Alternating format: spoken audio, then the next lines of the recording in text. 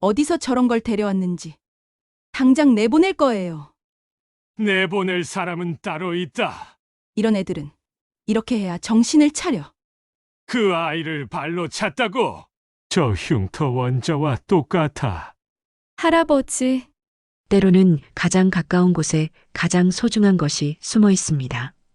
20년 동안 찾던 보물이 바로 곁에 있었다면 어떨까요? 진정한 가족은 혈연이 아닌 마음으로 만들어집니다.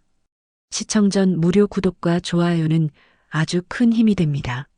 서울 강남의 한적한 언덕 위에 자리 잡은 강제만의 저택은 그 자체로 하나의 작은 궁전이었습니다.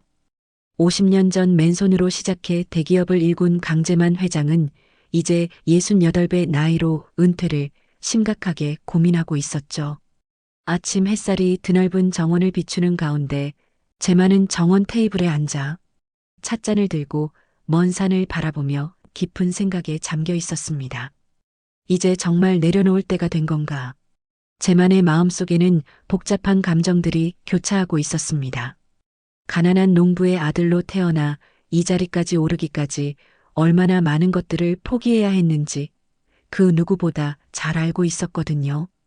특히 가족과 함께할 시간을 희생한 것에 대한 후회는 나이가 들수록 더욱 깊어져만 갔습니다. 저택 안쪽에서는 며느리 오세연이 화려한 원피스를 입고 거울 앞에서 머리를 다듬고 있었습니다.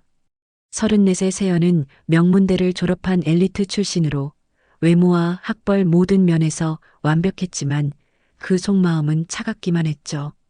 세연에게 이 저택은 자신의 사회적 지위를 과시할 수 있는 무대였고 시아버지인 제만은 자신의 호화로운 생활을 보장해주는 후원자일 뿐이었습니다. 여보, 오늘 새로 온 가정부 봤어요? 세연이 남편 강민석에게 물었습니다. 민석은 38배 나이로 아버지의 회사에서 부사장직을 맡고 있었지만 아내 앞에서는 늘 기가 죽어 있었죠. 완벽해 보이는 아내의 날카로운 성격을 감당하기 버거워했거든요. 아, 이하은이라는 분 말이죠? 아버지께서 직접 선택하셨다고 들었는데 참 신기한 일이에요. 시아버님이 직접 가정부를 고르시다니. 그때 저택의 뒷문으로 조용히 들어오는 한 여성이 있었습니다. 22의 이하은은 검은 머리를 단정하게 뒤로 묶고 소박한 검정 원피스에 앞치마를 두른 채 부엌으로 향했습니다. 하은의 첫인상은 조용하고 성실해 보였지만 어딘지 모르게 슬픔이 배어있는 눈빛이 인상적이었죠. 하은은 고아원에서 자란 탓에 말수가 적었고 늘 조심스럽게 행동하는 습관이 몸에 배어 있었습니다. 하지만 일에 대한 성실함만큼은 누구에게도 뒤지지 않았죠. 부엌에서 점심 준비를 하는 하은의 손길은 능숙했고 모든 동작이 조용하면서도 정확했습니다. 제만이 점심을 먹으러 식당으로 내려왔을 때 하은이 조용히 음식을 차려놓는 모습을 지켜봤습니다. 그 순간 제만의 마음속에서 묘한 감정이 일어났죠. 저 아이, 어딘가 낯익은 느낌이 드는군. 하은이 고개를 들어 제만과 눈이 마주쳤을 때 제만은 순간 가슴이 철렁했습니다. 그 눈빛에서 오래전 잃어버린 무언가의 그림자를 본 것 같았거든요. 하지만 정확히 무엇인지는 알 수 없었습니다. 할아버지, 식사 준비 다 되었습니다. 하은의 목소리는 작고 조심스러웠지만 따뜻했습니다. 제만은 고개를 끄덕이며 자리에 앉았지만 마음속으로는 계속 하은의 얼굴을 떠올리고 있었죠. 점심 식사 중에 세연이 내려와 하은을 힐끔 쳐다보며 코웃음을 쳤습니다. 시아버님, 이런 사람을 왜 뽑으신 거예요? 너무 초라해 보이지 않나요? 제만의 표정이 순간 굳어졌습니다. 세연아, 사람을 겉모습으로만 판단하는 건 좋지 않다. 아, 물론 그렇죠. 하지만 우리 집 격에 맞는 사람이어야 하지 않겠어요? 하은은 그 말을 듣고도 표정 하나 바꾸지 않았지만 제만은 며느리의 차가운 말투가 못마땅했습니다. 오히려 하은의 조용하고 성실한 모습이 마음에 들었거든요. 식사를 마친 후 제만은 서재로 돌아가 창밖을 바라보며 다시 한번 하은의 얼굴을 떠올렸습니다. 분명 어디서 본 적이 있는 눈빛이야. 도대체 어디서였을까? 그날 저녁 하은은 모든 정리를 마치고 작은 다락방으로 올라갔습니다. 고아원에서 지낸 오랜 세월 동안 익숙해진 외로움이 다시 찾아왔지만 이상하게도 이 집에서는 따뜻한 무언가를 느꼈습니다. 특히 재만 회장의 시선에서 말로 표현할 수 없는 친근함을 느꼈거든요. 밤이 깊어가는 저택은 조용했지만 세 사람의 마음속에는 각각 다른 생각들이 맴돌고 있었습니다. 재만은 하은에 대한 묘한 친근감을, 세연은 새로운 가정부에 대한 불쾌감을, 그리고 하은은 처음 느껴보는 가족 같은 따뜻함을 품고 잠자리에 들었습니다. 하은이 저택에서 일한 지 일주일이 지났습니다. 매일 새벽 5시에 일어나 정원을 정리하고 아침 식사를 준비하는 하은의 부지런한 모습을 재만은 늘 흐뭇하게 지켜봤죠. 반면 세연은 하은을 볼 때마다 못마땅한 표정을 감추지 못했습니다. 여보, 오늘 친구들 불러서 티타임 하려고 해요. 어느 화창한 오후 세연이 민석에게 말했습니다. 민석은 고개를 끄덕이며 대답했죠. 좋죠. 아내가 즐거워하시면 저도 기쁩니다. 세연은 만족스러운 미소를 지으며 전화기를 들었습니다. 명품 브랜드 매니저로 일하는 친구 수진, 갤러리를 운영하는 미영, 그리고 의사와 결혼한 주부 현주까지 모두 서울 상류층 부인들이었거든요. 오후 2시 세연의 친구들이 하나둘 도착하기 시작했습니다. 화려한 명품 옷차림에 값비싼 핸드백을 든 그녀들은 저택의 웅장함에 감탄사를 연발했죠. 세연아, 정말 대단하다. 이런 곳에서 사니까 기분이 어때? 부럽기만 해. 우리 남편도 좀 배워야 하는데. 세연은 으쓱한 표정으로 친구들을 정원 테이블로 안내했습니다. 네 사람은 마치 자신들이 이 세상의 중심인 것처럼 행동했죠. 하은 씨, 차 준비해 주세요. 세연이 부엌 쪽을 향해 큰 소리로 말했습니다. 하은은 이미 준비해둔 영국산 홍차와 수제 쿠키, 그리고 계절 과일을 정성스럽게 트레이에 담아 정원으로 가져왔죠. 어머, 가정부구나. 참 조용하네. 수진이 하은을 위아래로 훑어보며 말했습니다. 하은은 예의 바르게 인사를 하고 조용히 차를 따라들였죠. 그런데 그때였습니다. 미영이 갑자기 손을 휘저으며 이야기를 하는 바람에 하은이 들고 있던 물잔이 살짝 기울어졌고 물 몇 방울이 테이블 위로 떨어졌습니다. 어머나, 세연의 얼굴이 순간 일그러졌습니다. 친구들 앞에서 창피를 당했다고 생각한 거죠. 뭐 하는 거예요? 이렇게 서툴러서 어떻게 일을 하겠다는 거예요? 죄송합니다. 바로 닦아드릴게요. 하은이 황급히 행주를 가져와 물기를 닦으려 했지만 세연은 더욱 화가 났습니다. 그냥 서 있어요. 친구들 앞에서 이게 뭐예요? 세연의 목소리가 점점 높아졌습니다. 친구들은 서로 눈치를 보며 어색한 웃음을 지었죠. 괜찮아, 세연아. 실수할 수 있는 거지. 현주가 말렸지만 세연은 멈추지 않았습니다. 어디서 이런 걸 데려왔는지 눈도 제대로 못 맞추네요. 시아버님이 뭘 보고 뽑으셨는지 모르겠어요. 하은은 고개를 숙인 채 아무 말도 하지 않았습니다. 오랜 고아원 생활로 이런 상황에 익숙해져 있었거든요. 하지만 마음속으로는 날카로운 상처가 파고들고 있었죠.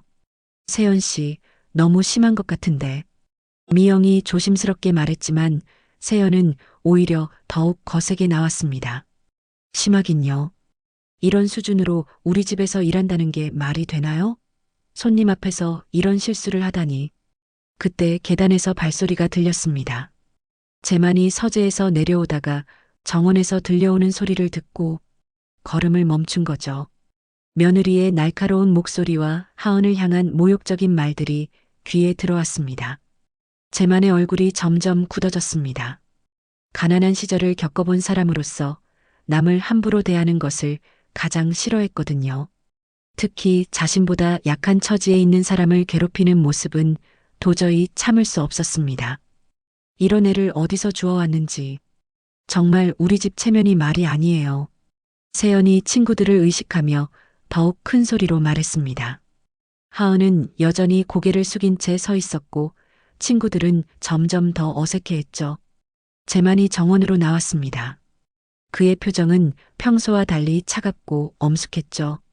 무슨 일입니까? 재만의 목소리는 낮았지만 위험이 느껴졌습니다. 세연이 깜짝 놀라며 돌아봤죠.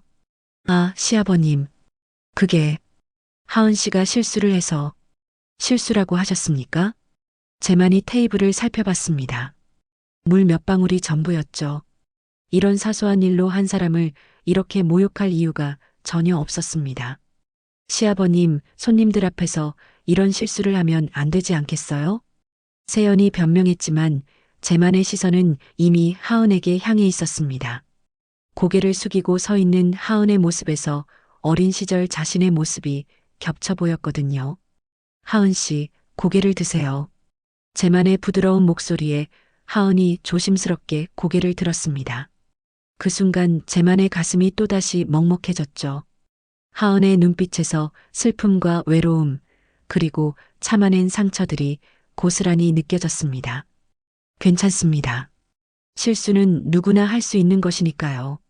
재만이 따뜻하게 말했습니다. 그리고 세연을 향해 돌아서며 차갑게 말했죠. 앞으로는 이런 일이 없었으면 좋겠습니다. 세연의 얼굴이 하얘졌습니다.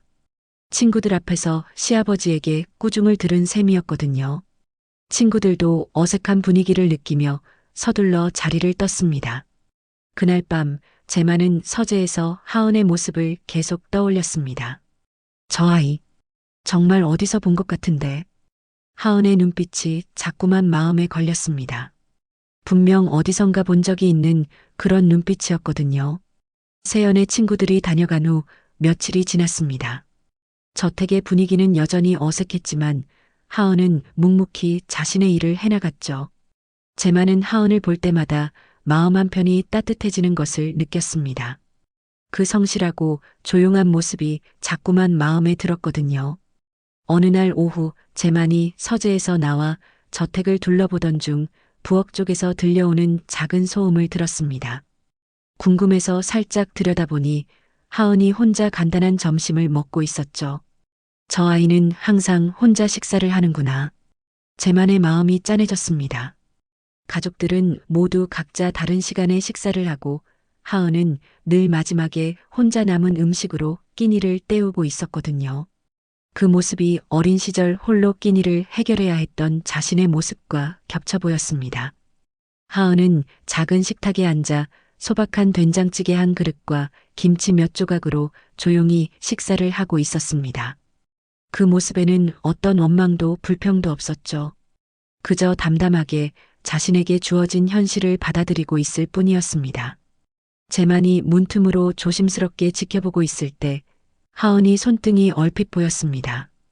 그 순간 재만의 눈이 하은의 손등에 고정되었죠. 저건 하은의 오른손 손등에는 동전 크기만 한 화상 흉터가 있었습니다. 세월이 지나 많이 옅어졌지만 여전히 선명하게 남아있는 흉터였죠. 재만의 숨이 순간 멎었습니다. 그 흉터를 보는 순간 재만의 머릿속에 20해 전의 기억이 생생하게 되살아났습니다. 당시 5살이었던 딸 원자가 부엌에서 뜨거운 주전자에 손을 대었던 그날 밤이 말이죠. 아빠 아파요. 어린 원자가 울음을 터뜨리며 아픈 손을 내밀던 모습, 급히 병원으로 달려가던 기억, 그리고 의사가 말했던 것처럼 평생 사라지지 않을 거라던 그 흉터까지 모든 것이 어제 일처럼 선명했습니다. 재만의 손이 부들부들 떨렸습니다. 같은 위치, 같은 크기, 같은 모양의 흉터였거든요. 우연의 일치라기에는 너무나 정확했습니다. 설마 그럴 리가. 재만의 마음이 격렬하게 뛰기 시작했습니다. 20해 전 교통사고로 실종되었다고 생각했던 딸 원자, 그리고 그때 원자와 함께 있었던 2살 난 손녀아이. 혹시 하은이 바로 그 아이는 아닐까 하는 생각이 머릿속을 스쳤거든요. 하은이 식사를 마치고 설거지를 하는 동안 재만은 그 자리에서 움직일 수가 없었습니다. 온몸이 마비된 것처럼 굳어 있었죠. 하은의 얼굴을 다시 자세히 들여다봤습니다.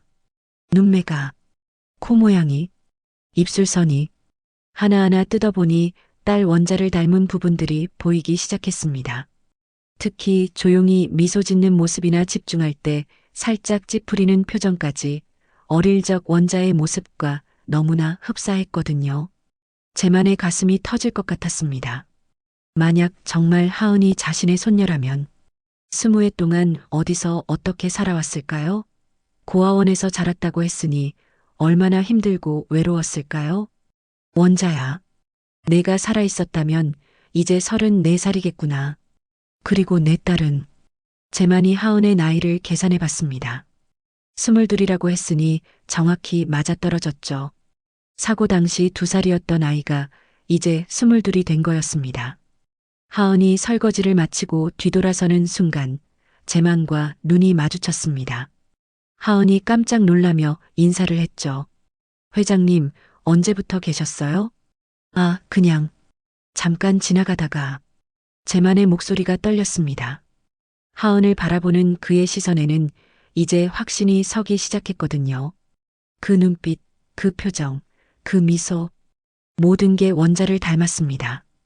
회장님, 괜찮으세요? 얼굴이 많이 안 좋아 보이는데. 하은이 걱정스러운 표정으로 다가왔습니다. 그 순간 제만은 하은에게서 원자의 향기까지 맡은 것 같았죠. 어릴 적 원자를 안아줄 때 느꼈던 그 따뜻하고 포근한 느낌이 되살아났습니다. 괜찮습니다. 괜찮아요. 제만이 간신히 말했지만 마음은 전혀 괜찮지 않았습니다. 만약 정말 하은이 자신의 손녀라면 지금까지 며느리가 그 아이에게 했던 모든 행동들이 용서할 수 없는 일이 되는 거였거든요. 그럼 저는 이만 정리하고 올라가겠습니다. 하은이 예의 바르게 인사하고 자리를 떠났습니다. 제만은 그 뒷모습을 바라보며 목이 메었죠. 걸음걸이조차 어릴 적 원자와 똑같았거든요. 그날 밤 제만은 잠을 이룰 수 없었습니다. 서재에서 오래된 앨범을 꺼내 원자의 어린 시절 사진들을 하나하나 들여다봤죠. 그리고 확신했습니다. 맞다. 하은이가 바로 원자의 딸이야. 내 소중한 손녀가 틀림없어. 제만의 눈에서 뜨거운 눈물이 흘러내렸습니다. 20해 동안 잃어버렸다고 생각했던 가족이 바로 눈앞에 있었던 거였습니다. 그런데 자신은 그 사실을 알지 못한 채 그 아이가 며느리에게 괴롭힘을 당하는 것을 지켜봤던 거죠. 미안하다, 하은아. 할아버지가 너무 늦게 알아봐서 미안하다. 제만은 그날 밤 새벽까지 눈물을 흘렸습니다. 그리고 마음속으로 다짐했죠. 이제 더 이상 그 아이가 상처받는 것을 두고 보지 않겠다고 말입니다. 하은의 손등 흉터를 본 후 사흘이 지났습니다. 제만은 그동안 하은을 유심히 관찰했지만 섣불리 말을 꺼내지는 못했죠. 혹시 자신의 추측이 틀렸을 수도 있고 무엇보다 하은에게 충격을 줄까봐 조심스러웠거든요. 그런데 그날은 세연에게 특별한 날이었습니다. 대학 동창이자 현재 유명 패션 브랜드 대표로 활동하는 선배 김윤희가 저택을 방문하기로 했거든요. 세연에게는 자신의 사회적 지위를 과시할 수 있는 절호의 기회였죠. 오늘은 정말 중요한 날이야. 윤희 선배는 패션계에서 아주 유명한 분이거든. 세연이 거울 앞에서 화장을 하며 혼잣말을 했습니다. 평소보다 더욱 화려하게 꾸민 세연은 명품 드레스에 값비싼 액세서리까지 걸쳤죠. 오후 3시 김윤희가 도착했습니다. 세련된 정장 차림의 윤희는 성공한 사업가다운 당당한 모습이었죠. 세연은 최고급 응접실로 윤희를 안내하며 저택 곳곳을 자랑했습니다. 정말 대단하다, 세연아. 이런 곳에서 살다니 부럽기만 해. 감사합니다, 선배님. 하은 씨, 차 준비해 주세요. 세연이 부엌을 향해 소리쳤습니다. 하은은 이미 정성스럽게 준비해둔 프리미엄 원두 커피와 수제 디저트를 트레이에 담아 응접실로 향했죠. 그런데 문제는 그때 생겼습니다. 하은이 어제 빨아 널어둔 옷에서 약간의 세제 냄새가 났던 거였습니다. 워낙 낡은 옷이라 완전히 냄새가 빠지지 않았던 거죠. 윤희가 코를 살짝 찡그리며 주변을 둘러봤습니다. 무슨 냄새지? 세연의 얼굴이 순간 빨갛게 달아올랐습니다. 중요한 손님 앞에서 창피를 당했다고 생각한 거죠. 하은 씨, 당신 몸에서 냄새 나는 거 아니에요? 세연의 목소리가 날카로워졌습니다. 하은은 당황하며 자신의 옷을 확인했죠. 죄송합니다. 빨래 냄새가 좀. 뭐라고요? 손님 앞에서 그런 냄새를 풍기고 다니다니. 세연이 벌떡 일어났습니다. 윤희 앞에서 체면을 구기고 싶지 않았던 세연은 평소보다 더욱 과격하게 나왔죠. 선배님 앞에서 이게 뭐예요? 정말 부끄럽네요. 세연아, 괜찮다. 별것 아니잖아. 윤희가 말렸지만 세연은 이미 흥분한 상태였습니다. 아니에요. 이런 식으로 일하면 안 되죠. 세연이 갑자기 하은을 향해 손을 뻗었습니다. 그리고는 모든 사람이 보는 앞에서 하은의 어깨를 세게 밀쳤죠. 당장 옷 갈아입고 와요. 하은이 뒤로 비틀거렸습니다. 그런데 세연은 여기서 멈추지 않았죠. 윤희 앞에서 자신의 권위를 보여주고 싶었던 세연은 더욱 공격적으로 나왔습니다. 도대체 어떻게 일하는 거예요? 이런 식으로 하면 당장 내보낼 거예요. 그리고는 순간적인 분노에 휩싸여 발로 하은의 정강이를 찼습니다. 아! 하은이 작은 신음을 내며 바닥에 주저앉았습니다. 윤희의 얼굴이 굳어졌죠. 세연아, 너무 심한 거 아니야? 선배님은 모르실 거예요. 이런 애들은 이렇게 해야 정신을 차리거든요. 세연이 여전히 흥분한 채 말했습니다. 하은은 아픈 다리를 부여잡고 고개를 숙이고 있었죠. 바로 그때 응접실 문이 벌컥 열렸습니다. 재만이 급하게 들어온 거였습니다. 서재에서 일하다가 세연의 고함 소리를 듣고 달려온 거죠. 재만이 응접실에 들어서는 순간 바닥에 주저앉아 있는 하은과 그 위에서 고압적으로 서 있는 세연의 모습이 눈에 들어왔습니다. 무슨 일입니까? 재만의 목소리는 차갑고 위협적이었습니다. 세연이 깜짝 놀라며 돌아봤죠. 아, 시아버님. 그게 하은 씨가 바닥에 주저앉아 있는 이유가 뭡니까? 재만의 시선이 하은에게 향했습니다. 하은은 여전히 고개를 숙인 채 다리를 부여잡고 있었죠. 재만의 가슴이 찢어질 것 같았습니다. 내 손녀를, 내 소중한 손녀를 이렇게. 재만의 입술이 분노로 부들부들 떨렸습니다. 하은이 정말 자신의 손녀라면 지금 세연이 한 행동은 절대 용서할 수 없는 일이었거든요.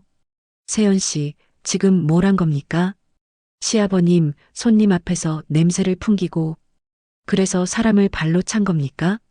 재만의 목소리가 점점 커졌습니다. 윤희도 어색한 분위기를 느끼며 자리에서 일어났죠. 세연아, 나는 이만 가볼게. 아, 선배님, 잠깐만요.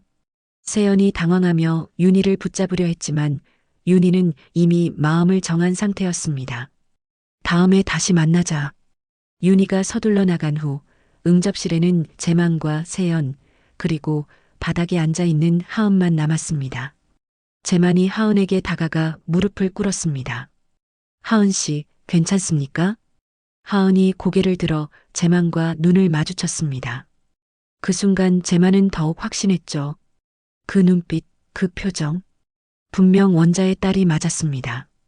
괜찮습니다, 회장님. 하은이 작은 목소리로 대답했습니다. 하지만 재만은 하은의 눈에서 참아낸 눈물과 상처를 읽을 수 있었죠. 재만이 천천히 일어나 세연을 향해 돌아섰습니다. 그의 눈빛은 지금까지 본 적 없을 만큼 차가웠죠. 세연 씨. 네, 시아버님. 오늘 일은 절대 용서할 수 없습니다. 재만의 목소리는 낮았지만 무서울 정도로 단호했습니다. 세연의 얼굴이 창백해졌죠. 그날 밤 재만은 마침내 결심했습니다. 더 이상 기다릴 수 없었거든요. 하은이 정말 자신의 손녀인지 확실히 알아봐야 했습니다. 내일 당장 사람을 시켜 조사를 시작하겠다. 재만의 마음속에는 분노와 안타까움 그리고 간절한 희망이 뒤섞여 있었습니다.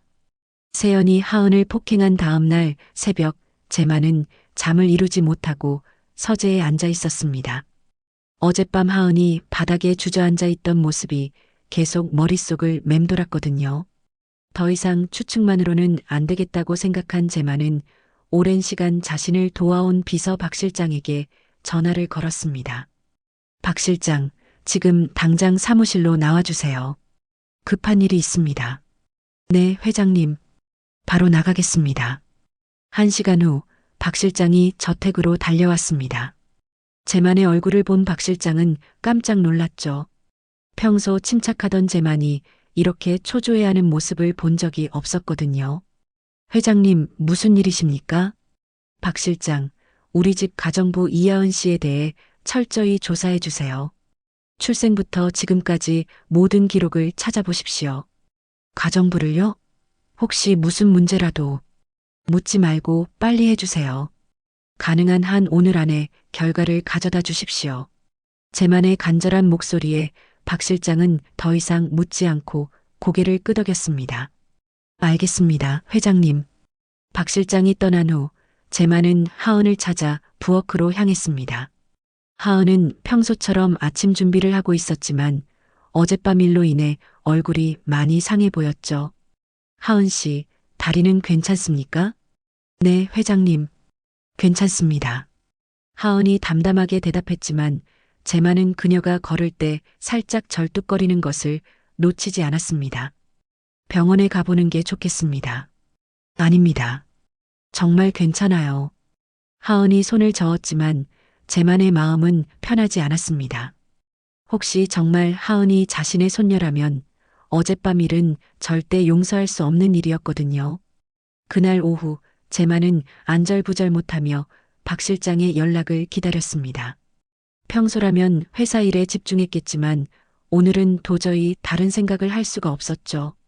저녁 6시경 드디어 박 실장에게서 전화가 왔습니다. 회장님, 조사 결과가 나왔습니다. 지금 바로 가져가겠습니다. 빨리 오세요. 제만의 목소리가 떨렸습니다. 드디어 진실을 알 수 있는 순간이 온 거였죠. 30분 후 박 실장이 두꺼운 서류 봉투를 들고 서재로 들어왔습니다. 제만의 손이 부들부들 떨렸죠. 회장님, 정말 놀라운 결과입니다. 박 실장이 조심스럽게 말을 꺼냈습니다. 어떤 내용입니까? 이하은 씨는 22년 전 고아원에 맡겨졌습니다. 당시 나이는 42살이었고요. 제만의 가슴이 쿵쾅거렸습니다. 생모의 이름은 고원자. 회장님의 따님과 같은 이름입니다. 뭐라고요? 제만이 벌떡 일어났습니다. 박 실장이 서류를 펼쳐 보였죠. 고아원 기록에 따르면 생모 고원자는 교통사고로 사망했고 아버지는 알 수 없다고 되어 있습니다.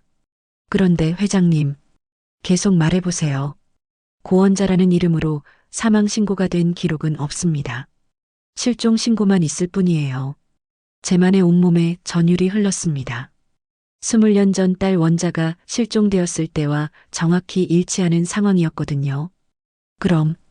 그럼 하은이가 정말. 네, 회장님. 이하은 씨는 회장님의 친손녀가 확실합니다. 박 실장의 말에 제만은 그 자리에 주저앉을 뻔했습니다. 20년 동안 죽었다고 생각했던 손녀가 바로 눈앞에 있었던 거였죠. 원자, 내 딸 원자의 아이가. 제만의 눈에서 뜨거운 눈물이 흘러내렸습니다. 그동안 얼마나 그리워했는지, 얼마나 후회했는지, 모든 감정이 한꺼번에 터져나왔죠. 박 실장, 더 자세한 조사는 가능합니까? 원자가 어떻게 되었는지. 이미 조사 중입니다, 회장님. 곧 더 자세한 내용을 알 수 있을 겁니다. 제만이 서류를 들여다보며 하은의 성장 과정을 하나하나 읽어봤습니다. 고아원에서 자란 하은이 얼마나 힘들게 살아왔는지, 얼마나 외로웠는지가 고스란히 느껴졌죠. 이 아이가, 내 소중한 손녀가 이렇게 힘들게. 제만의 마음이 찢어지는 것 같았습니다.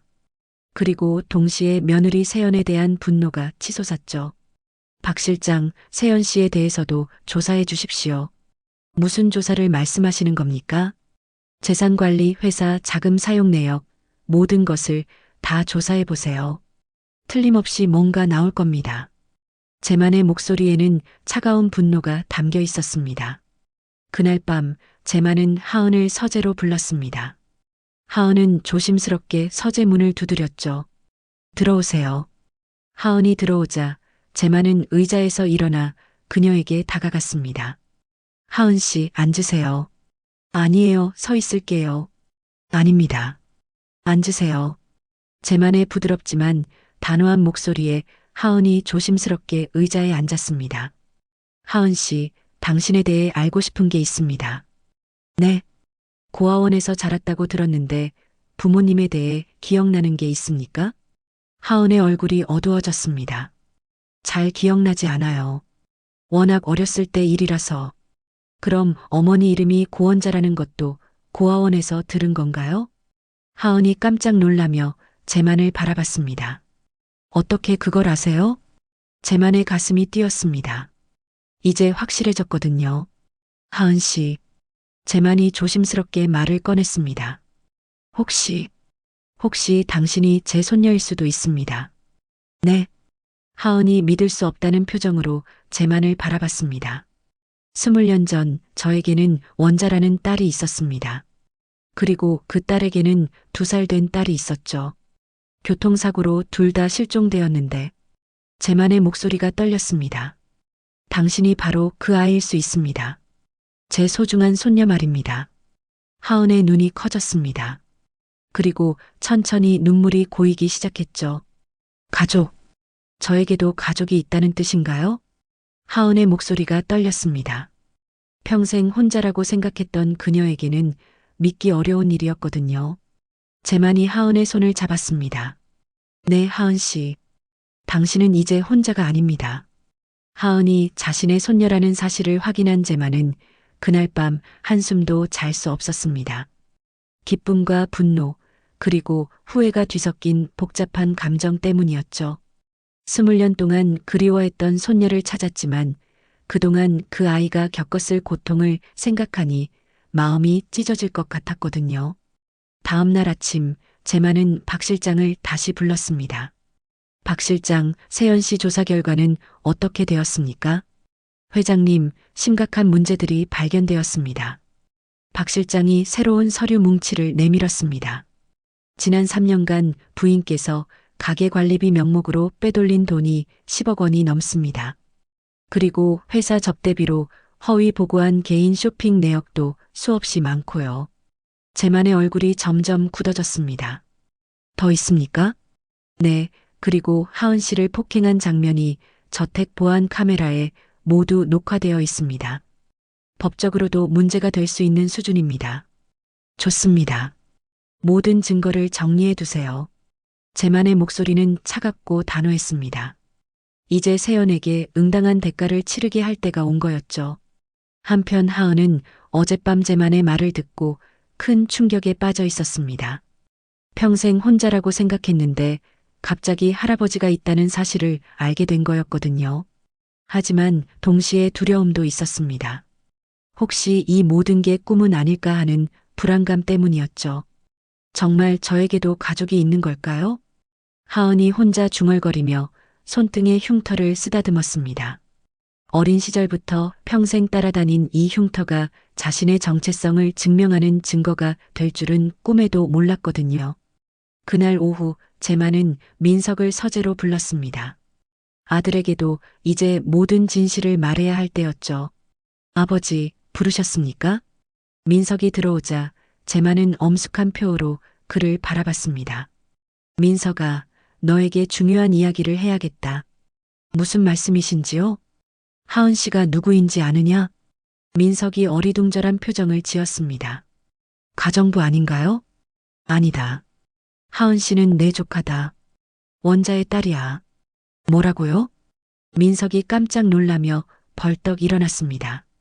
20년 전 누나 원자가 실종되었을 때의 아픈 기억이 되살아났거든요. 정말입니까, 아버지? 응, 이미 모든 걸 확인했다. 하은이는 우리 가족이야. 민석의 눈에 눈물이 고였습니다. 어릴 적 자신을 따르던 귀여운 조카를 잃었을 때의 슬픔이 아직도 생생했거든요. 그럼 지금까지 세연이가 하은 씨에게 한 일들은 바로 그거다.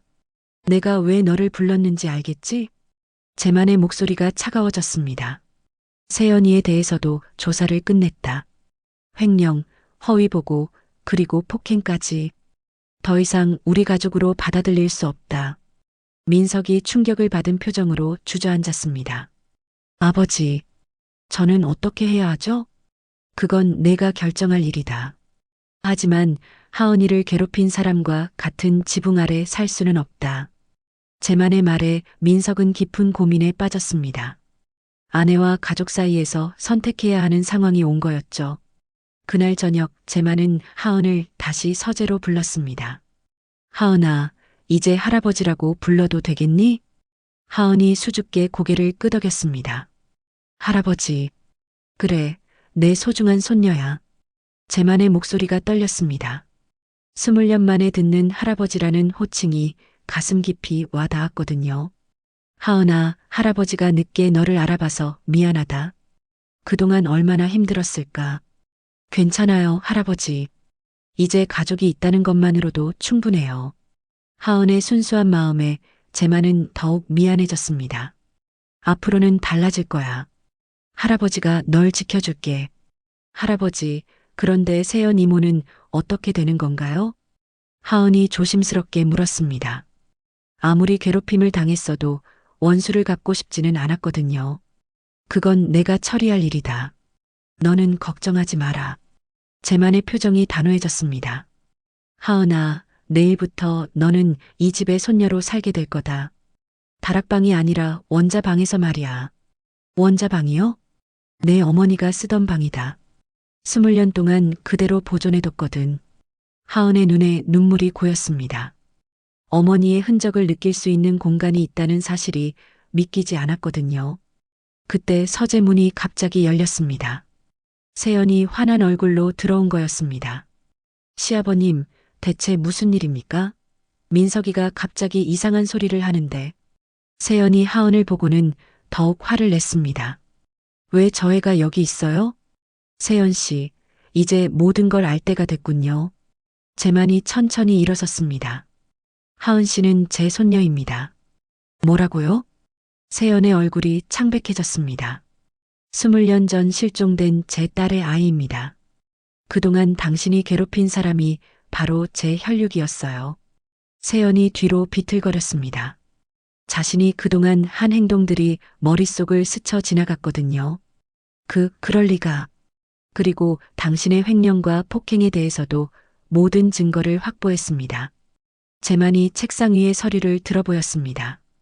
이제 당신이 선택할 시간입니다. 조용히 이 집을 떠날 것인지 아니면 법적 조치를 감수할 것인지 말입니다. 세연의 다리가 후들거렸습니다. 자신이 그동안 쌓아온 모든 것이 한순간에 무너지는 것을 느꼈거든요. 시아버님, 제발, 기회는 한 번뿐입니다. 제만의 차가운 목소리에 세연은 절망했습니다. 이제 정말 끝이구나 싶었죠. 하은은 그 모든 상황을 지켜보며 복잡한 심정이었습니다. 복수가 아니라 진실이 밝혀진 것뿐인데도 마음이 편하지 않았거든요.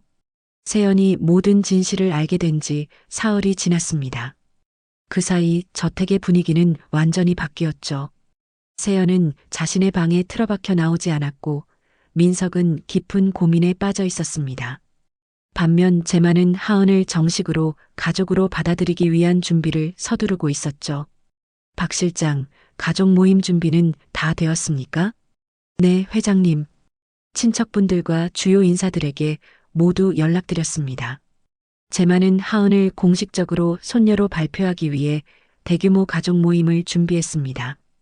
더 이상 숨길 이유도 없었고 하은이 정당한 자리를 찾아줘야겠다고 생각했거든요. 하은이는 어디 있습니까? 원자 양의 옛방에서 준비하고 계십니다. 하은은 20년 동안 닫혀있던 어머니의 방에서 지내고 있었습니다. 그 방에는 원자의 어린 시절 사진들과 물건들이 그대로 보관되어 있었죠. 하은은 어머니의 흔적들을 하나하나 들여다보며 자신의 뿌리를 확인하고 있었습니다. 엄마, 저 정말 엄마 딸이 맞나요? 하은이 원자의 사진을 보며 혼잣말을 했습니다. 사진 속 원자는 하은과 닮은 점이 많았죠. 특히 미소 짓는 모습이 거의 똑같았습니다. 그날 오후 가족과 친척들이 하나둘 저택에 모여들기 시작했습니다. 제만의 형 강재석과 그의 가족들, 그리고 오래된 친구들과 회사 임원들까지 총 30여 명이 넘는 사람들이 참석했죠. 형님, 오늘 무슨 중요한 발표가 있다고 하셨는데 뭔가요? 재석이 제만에게 물었습니다. 조금 있으면 알게 될 겁니다, 형님. 제만은 신중한 표정으로 대답했습니다. 이제 곧 모든 사람들 앞에서 진실을 공개할 시간이었거든요. 저녁 7시 모든 사람들이 대형 응접실에 모였습니다. 세연은 창백한 얼굴로 구석 한편에 앉아 있었고 민석은 그 옆에서 불안한 표정을 지었죠. 제만이 일어서서 모든 사람들을 둘러봤습니다. 오늘 여러분을 모신 이유는 우리 가족에게 생긴 특별한 일을 알려드리기 위해서입니다. 사람들이 웅성거리기 시작했습니다. 제만이 손을 들어 조용히 시켰죠. 20년 전 저는 딸 원자와 손녀를 교통사고로 잃었습니다. 모두 알고 계시는 일이죠. 사람들이 고개를 끄덕였습니다. 그 비극적인 사고는 모든 친척들이 기억하고 있었거든요. 그런데 최근에 놀라운 사실을 알게 되었습니다. 제만의 목소리가 떨렸습니다. 제 손녀가 살아 있었습니다. 응접실이 순간 정적에 휩싸였습니다. 모든 사람들이 믿을 수 없다는 표정으로 제만을 바라봤죠.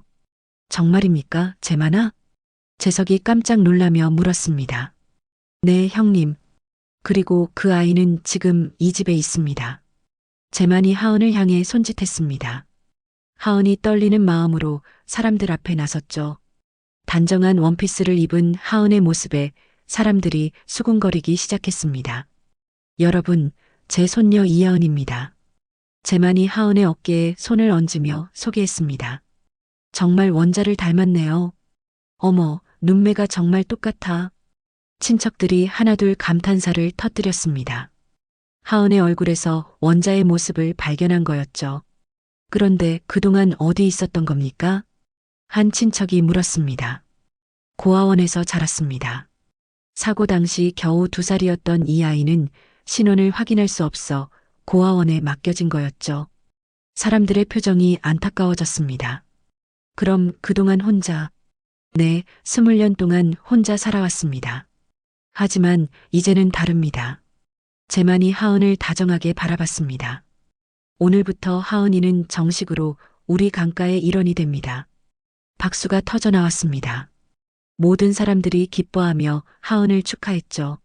하지만 새엄마는 얼굴이 하얗게 질려 있었습니다. 그때 제만이 다시 입을 열었습니다. 그런데 한 가지 더 말씀드릴 게 있습니다. 사람들이 다시 조용해졌습니다. 그동안 하은이는 이 집에서 가정부로 일했습니다. 하지만 일부 가족 구성원이 하은이를 부당하게 대했던 사실이 밝혀졌습니다. 제만의 시선이 세연에게 향했습니다. 세연이 더욱 움츠러들었죠. 폭행과 모욕, 그리고 횡령까지 더 이상 용납할 수 없는 일들이었습니다. 사람들이 충격받은 표정으로 세연을 바라봤습니다. 따라서 오늘을 마지막으로 세연 씨는 우리 가족에서 제외됩니다. 아버님, 민석이 벌떡 일어났습니다. 민석아, 너도 선택해야 한다. 가족을 괴롭힌 사람과 함께할 것인지 아니면 진짜 가족을 선택할 것인지. 민석이 세연을 바라봤습니다. 세연은 절망적인 표정으로 고개를 숙이고 있었죠. 저는, 민석이 어렵게 입을 열었습니다. 저는 가족을 선택하겠습니다. 세연 씨와는 이혼하겠습니다. 세연의 얼굴에서 마지막 희망마저 사라졌습니다. 그럼 이제 정말 끝이군요. 세연이 일어서서 사람들을 둘러봤습니다. 여러분 앞에서 사과드립니다. 제가 잘못했습니다. 그리고는 조용히 응접실을 나갔습니다. 모든 사람들이 그 모습을 지켜봤지만 아무도 막지 않았죠. 하은은 복잡한 심정으로 그 광경을 지켜봤습니다.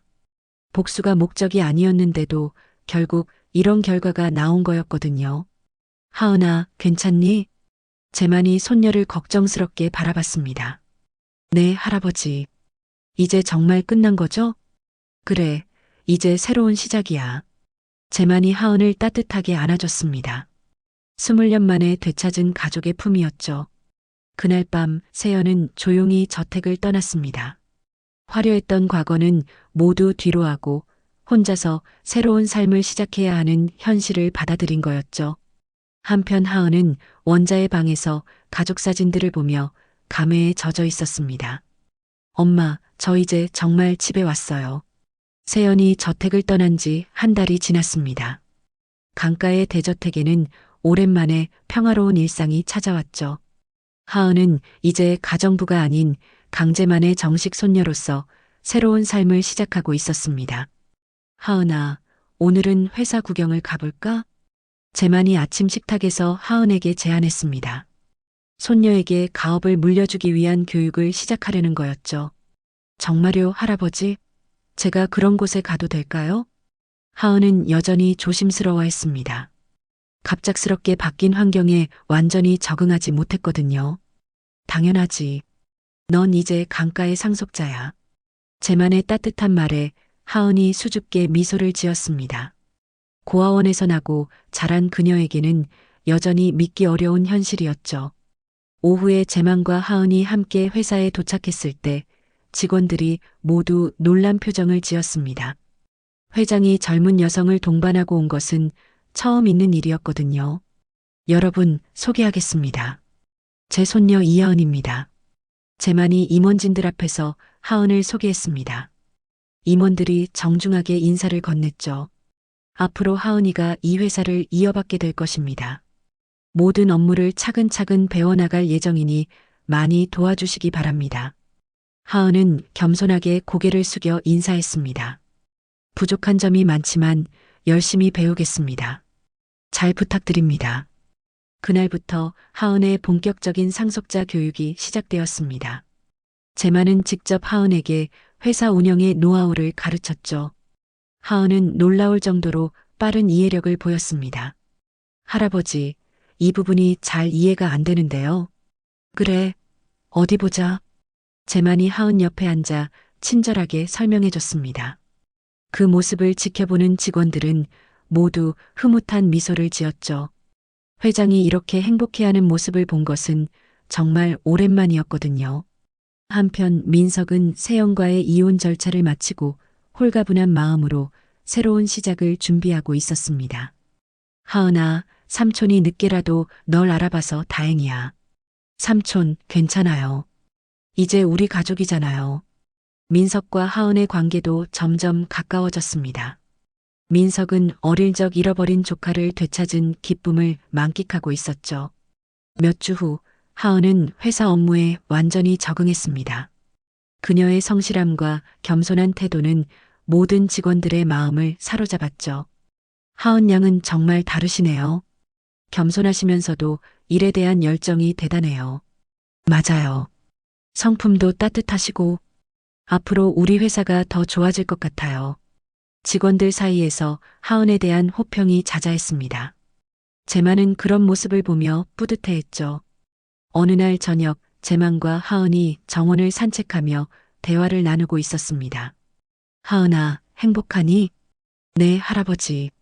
정말 행복해요. 꿈만 같아요. 하은의 얼굴에 환한 미소가 번졌습니다. 할아버지도 정말 행복하다.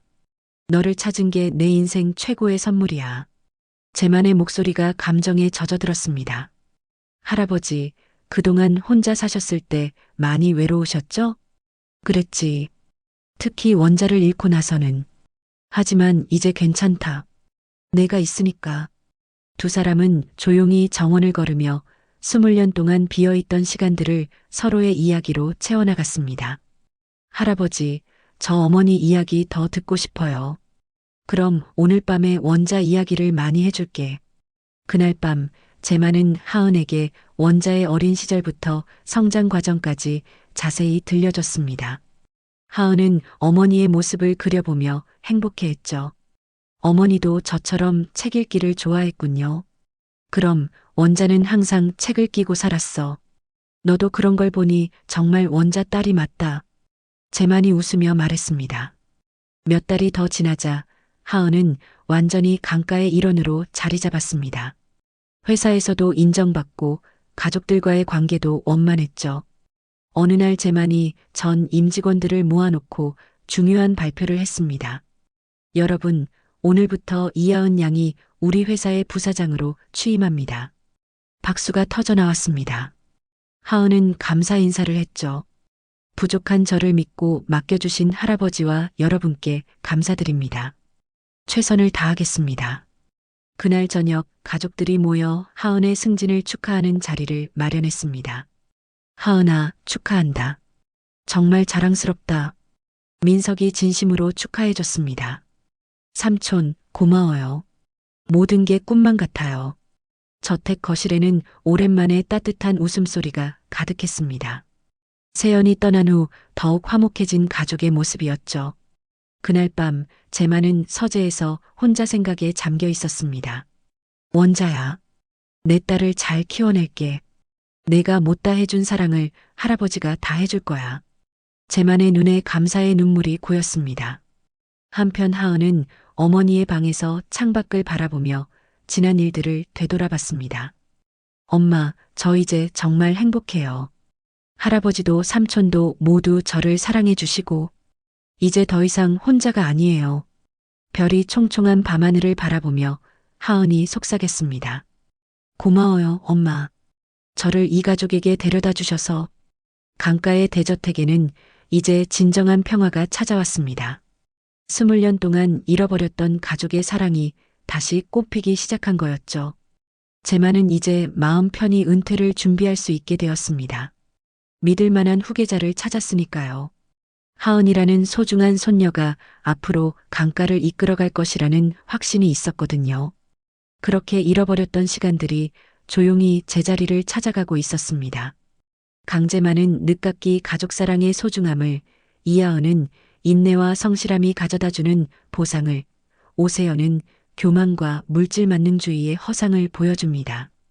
진정한 가족의 의미는 혈연이 아닌 서로를 향한 따뜻한 마음에서 시작되며 겸손과 인내는 결국 가장 큰 행복으로 돌아온다는 교훈을 전합니다.